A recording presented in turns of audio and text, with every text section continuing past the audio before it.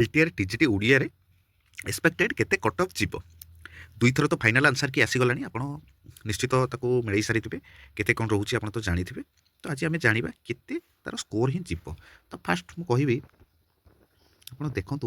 post संख्या केते अच्छे पोस्ट देखु टोटाली 496 अच्छी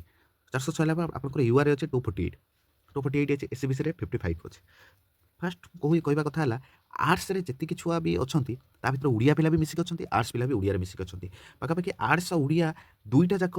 पकई पिला 80% आउ 20% जो मैंने प्रियर ही ओडिया को चूज कर प्रिफरेन्स से ही आर्ट्स को ही देते बुझिपारे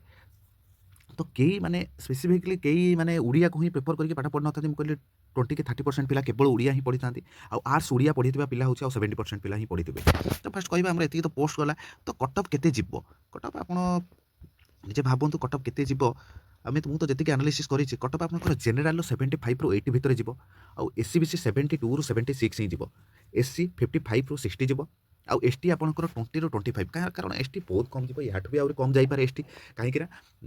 एसटी पोस्ट